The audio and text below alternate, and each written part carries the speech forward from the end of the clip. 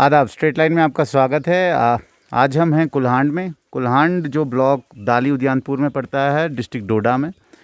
और मैं आपको बताता चलूं कि ये वो गांव है जिसने बहुत ही एक दुखद दिन भी देखा हुआ है। जिस दिन जो है यहाँ पे एक साथ 20 शहादतों का जो है मातम एक दिन में मनाया गया था, और उन शहादतों की वजह से जो है ये गांव तब से लेकर अब तक पीड़ित है। लेकिन आज हम उस बारे में बात नहीं करेंगे। आज हम बात करेंगे यहाँ के जो सरपंच हैं वो किस तरीके का काम यहाँ पे कर रहे हैं, और गवर्नमेंट ने जो जो वादे किए थे उसके बाद उन वादों का क्या हुआ।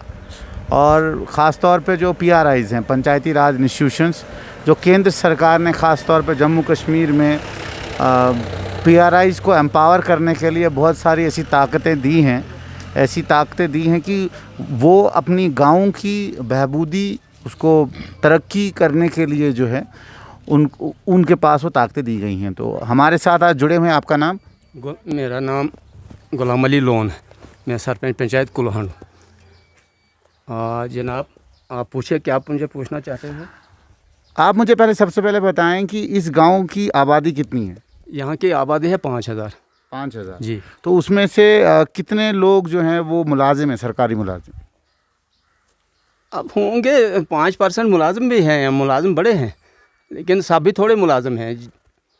तो कितने यहाँ के जो लोग हैं ख़ास तौर पर किस तरीके से अपना गुजारा करते हैं? यहाँ के लोग जो ज़्यादातर मजदूरी पेशा लोग हैं, ये मजदूरी पर गुजारा करते हैं। लेकिन इस साल बहुत मुश्किल का वक्त है। ये जाते थे लद्दाख में साहब, उधर से बंद हो गया। इस साल लोग दरबदर है अपने घरों में, कोई खाने के लिए भी नहीं लोगों को कुछ है। तो इधर जो गांव है वो ख़ास तौर पर कितने दूर है एक जगह से दूसरी जगह? ये तो मेरा एरिया जो है पंचायत का, ये बहुत एरिया है।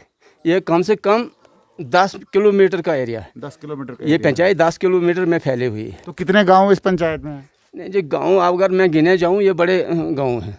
कितने, मतलब फिर भी सुनो, बासवाल है, दाली है, छेतड़ू है, जनाब वाली हाड़ है, पोंसड़ा है, जठवना है, ठावा है, ये जनाब वाली गोहनाल है, करजान है, नीलसू है, जटबगी है।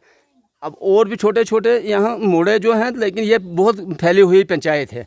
तो जब से आप सरपंच बने हैं, जब सरपंच इलेक्शन हुए थे, उसके बाद जब सरपंच का आपने कारोबार संभाला है, आपको लगता है कि सरकारें भी बदली बहुत सारी, तो लगता है आपको कि पहले से ज़्यादा अच्छा पंचायत में पैसा भी आ रहा है, काम भी हो रहा है, या पहला अच्छा था अब अच्छा नहीं है? नहीं, एक चीज़ है, इस वक्त पैसा खुला आ रहा है इस वक्त भी, लेकिन पैसा इससे पहले भी आया है, लोगों ने नहीं देखा। लेकिन अब ग्राउंड लेवल पर बड़ा पैसा आया है जो कि खाने वालों ने खाया। अगर देखा जाए तो ग्राउंड लेवल पर 8 साल के कारकर्दगी इधर कुछ है नहीं। लेकिन इस साल मुझे 1.5 साल हो गया सरपंची करते, लेकिन अगर इस साल आप देखोगे तो 80% इस वक्त मेरा काम यहाँ हो रहा है पंचायत में, इस वक्त भी हो रहा है।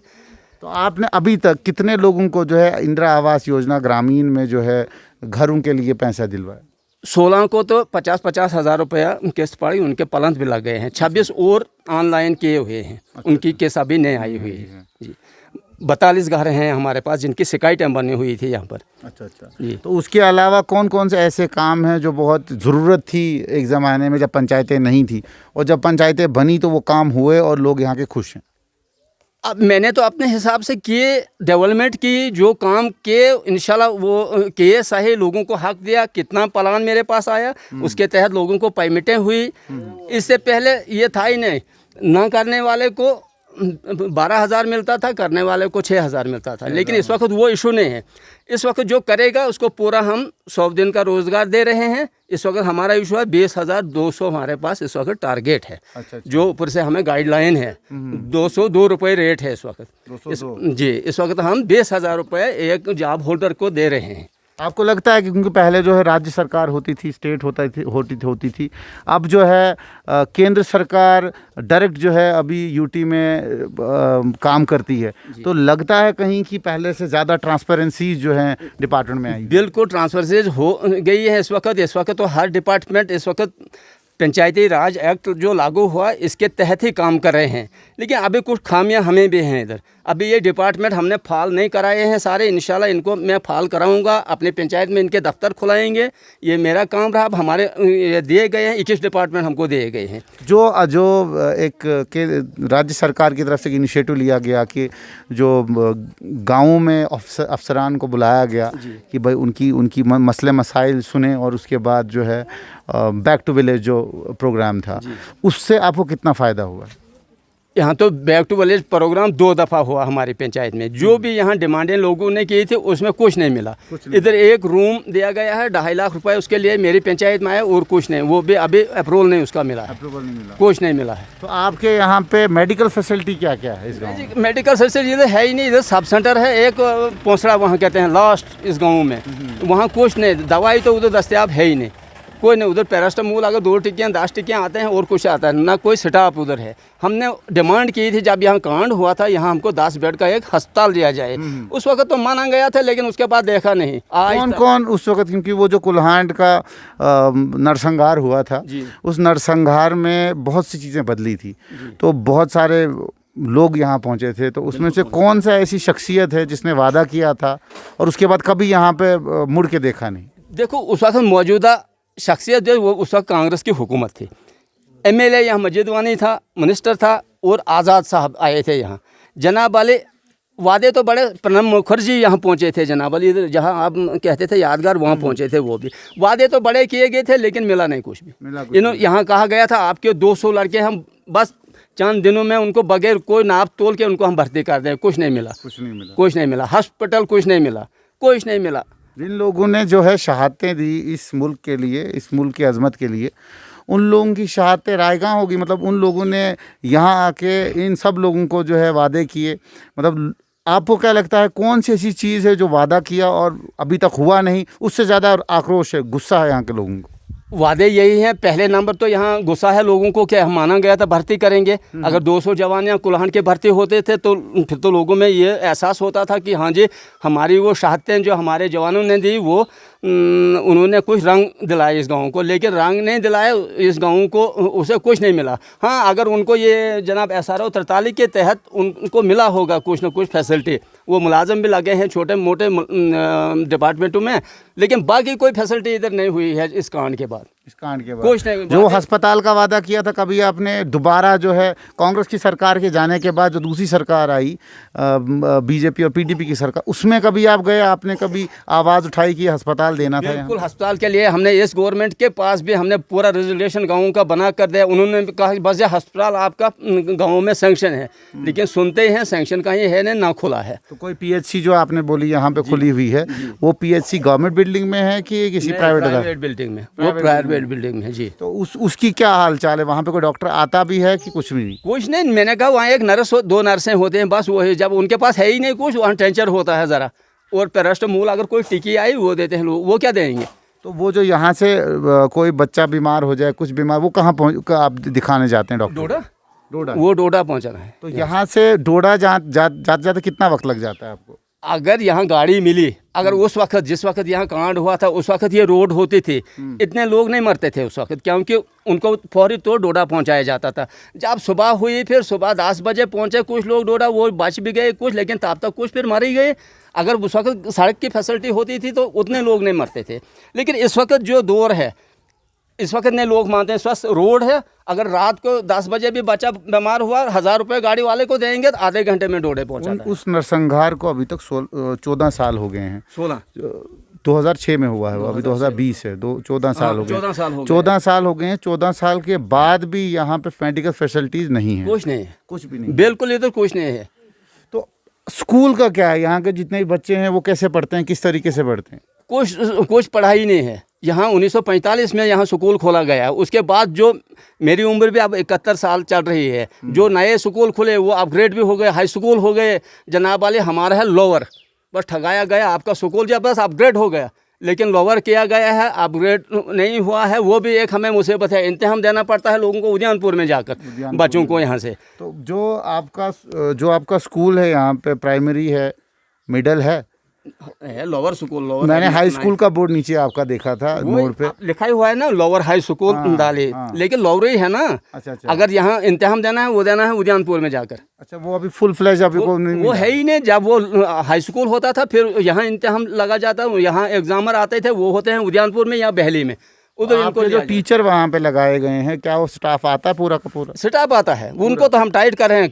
पिछले साल से मैंने पूरे स्टाफ को टाइट किया, हर स्कूल को मैंने चेक किया, पूरे मास्टरों को हम ड्यूटी लेते हैं। तो मिड डे मील आपकी स्कीम है जो बच्चों के लिए होती है, क्या वो बराबर बच्चों को मिलती है? अब मैं वो तकसीम करता हूँ, अब खड़े रहकर बच्चों को एडमिशन जो जिस तरीके से होगी उस तरीके से मैं वो बच्चों को तकसीम कर, इस वक्त तो खुशकी देते हैं, बना कर नहीं देते हैं, आर्डर जो हमें है ऊपर से, लेकिन हम तकसीम करके देते हैं बच्चों को। कितने बच्चों को ये इधर रखा गया इस मिड डे मील में, उनको हम नाप तोल करके देते हैं, मैं अपनी मोहर लगा कर देता हूँ। और डीसी डोडा जो आपके यहाँ पे हैं, कभी उनसे कभी आपने बात की कि भाई ये स्कूल हमारा अपग्रेड नहीं हो रहा है? उधर ही आया था हमारे डीसी साहब भी उसी स्कूल में आए थे, उसको मैंने हर कमरे में लिया था। उसने कहा था इंशाल्लाह आपके स्कूल का भी मैं बहुत खुश हुआ, आपका स्कूल बहुत चमकता है इधर। मगर चमकता है, लेकिन चमकता है ना, जो मिलना था वो नहीं मिला।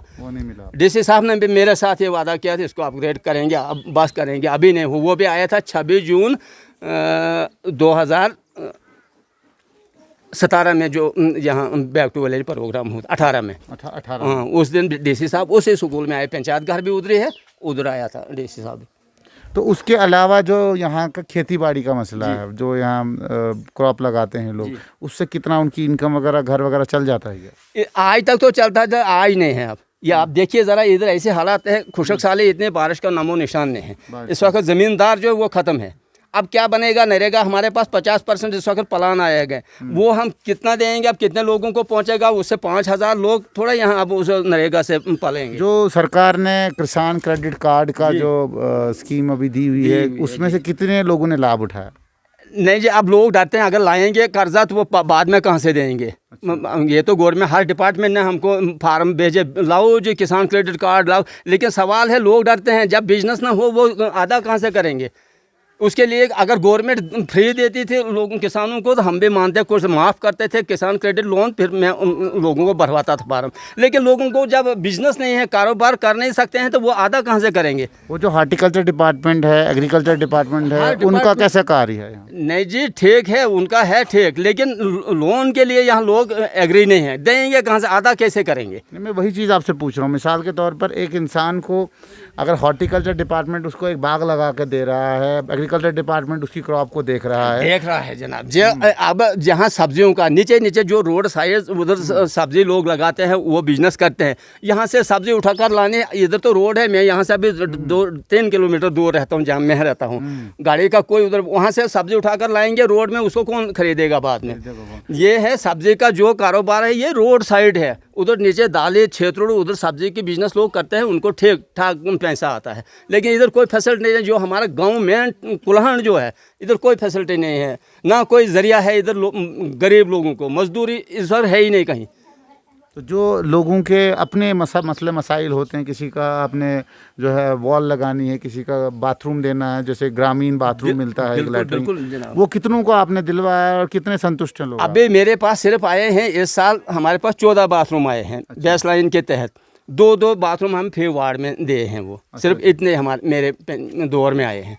हाँ, बेस लाइन बनी हुई है, अब जब और आएंगे फिर बांटेंगे। सिर्फ आपके गाँव में कितने लोगों के घरों में वॉशरूम है, बाथरूम है? बाथरूम हर एक ने बनाया है। अब हमने ऑर्डर किया लोगों को, बनाओ, जब पैसा आएगा हम आपको देंगे। उस वक्त कोई बाथरूम के बगैर इस वक्त नहीं होगा, वो फिर कोई घर होगा जिसको बाथरूम नहीं होगा, नहीं तो लोग, हमने सबको बाथरूम बनवाए हैं। बनाओ, पैसा देंगे। गवर्नमेंट का हमारा ऑर्डर था ऊपर, बनवाओ जी, बना कर रखो, जब बेस लाइन लिस्ट आएगी दे दो, 2-2, 10-10 जब आते जाएंगे बांटते जाएंगे। एडमिनिस्ट्रेशन से कितना खुश हैं? एडमिशन ठीक है, हमें एडमिशन क्या करें, ये हमारी एडमिशन ठीक होनी चाहिए, जो हमारी यहाँ के अपने एडमिशन है। लेकिन यहाँ भी चंद गुंडे हैं जो इस तरीके को नहीं चाहते हैं, डेवलपमेंट नहीं यहाँ होनी चाहिए। अब उनके लिए मैं कर रहा हूँ इंतज़ाम, उनको मैं लगाऊंगा कहीं ठिकाने पे, लेकिन फ़िलहाल वो अपनी मीटिंग है, इस वक्त भी मीटिंग होगी। एक वार्ड नंबर 1 है, उधर जा रही है। गुंडे जिनको ये मुफ्त नहीं मिलता है, उनको आदत थी ना, एक ब्लॉक वाले करते थे चोरियाँ, तो उनको भी देते थे 20-20 हज़ार रुपये। मैं कहाँ से दूँगा? मेरे पास 10 रुपये नहीं हैं। अब वो गुंडे, उनको कुछ नहीं मिलता, अब लोगों को उसकाते हैं, नहीं जी, आपके कार्ड काटे दिए गए, इन्होंने 100 लाख में 3 ही कार्ड लगाए। आप जिस तरीके से बोल रहे हैं कि मैं ठिकाने लगा दूंगा, आपको नहीं लगता ये भाषा ठीक नहीं है? नहीं, ये ठीक नहीं, जो मेरे खिलाफ करेगा वो तो लगाना है। नहीं मतलब कैसा ठिकाना लगाएंगे आप? वो फिर एडमिशन से बात करेंगे उनके लिए, या हम ही फिर कहीं चले जाएंगे। लीगल तौर से चलेंगे ना? लीगल तौर से चलेंगे, बिल्कुल, हाँ बिल्कुल लीगल तौर से चलेंगे। क्योंकि ये सवाल है, मैं आप पर जब वार करूंगा आप नहीं करोगे मुझ पर। नहीं वो ठीक है, लेकिन आप लीगल तौर पे चलेंगे, इलीगल तौर पे, ये दो चीज़ें हैं ना यहाँ पे। आप किसी को ठिकाने लगाएंगे, इसके बहुत मतलब होते हैं। एज ए सरपंच मुझे लगता है, जहाँ के मतलब मैं सवाल पूछूंगा कि जब आपने इलेक्शन लड़ा होगा तो आपके खिलाफ भी होंगे और फेवर में भी होंगे, तो इस तरह की भाषा आपको लगता है ये सही है? देखिए, आप अगर मुझ पर वार करें, यहाँ खतरा है। ये एरिया जो है ये मिलिटेंट से एरिया है, जंगल है, यहाँ आप निकलोगे इधर से मिलिटेंट नमूदार होंगे, ये वैसी बात नहीं है नहीं इधर। लेकिन मैं एक बात कह, यहाँ 60 मिलिटेंट चलते थे इकट्ठे। अगर मेरे खिलाफ कोई साजिश तैयार करे, मेरा जिम्मेवार कौन है? ठीक है, ठीक है। गवर्नमेंट इसकी जिम्मेवार रहनी चाहिए ना। एक सर आप गवर्नमेंट से प्रोटेक्शन भी मांग सकते हैं। आप करेंगे, वही मैंने कहा ना, अब मैं गवर्नमेंट से ही ये बात करूंगा, जो मेरे खिलाफ साजिश करते हैं उनके खिलाफ भी कोई ठिकाना बनाएंगे तो ना। गवर्नमेंट के लिए आप क्या कहना चाहते हैं, क्या डिमांड आपकी है? गवर्नमेंट से मुताला करेंगे, हम्म। वो क्या उन लोगों से सुलूक करेंगे जो हमारे खिलाफ। नहीं, मैं आपसे पूछ रहा हूँ कि यहाँ के गाँव के लोगों की कुछ ऐसी डिमांड जो आप गवर्नमेंट तक पहुँचाना चाहते हैं। डिमांडें मैं पहुँचाऊंगा, जो भी यहाँ डिमांड लोग मेरे पास के, वो मेरा काम है। कोई ऐसी डिमांड है आपकी जो अभी तक पूरी नहीं हुई, ये मैं पूछ रहा हूँ? नहीं, ऐसी डिमांड, अब यही डिमांडें हैं। स्कूल था, अस्पताल था, तो अभी इसका कोई हल निकला, ये मैंने भी पहुँचाई गवर्नमेंट, रेजोल्यूशन भी बना कर दिए, लेकिन कोई हल ही नहीं निकला। शुक्रिया। ये थे हमारे साथ सरपंच कुल्हांड, और बहुत अच्छी बातचीत की इन्होंने। लेकिन हम अपनी तरफ से भी कहेंगे कि इंसान को जो है धैर्य रखना चाहिए, और ख़ास तौर पे जो है जुड़ते रहें आप स्ट्रेट लाइन के साथ, इसी तरीके से मुलाकात करते रहेंगे, आप तक खबरें पहुंचाते रहेंगे।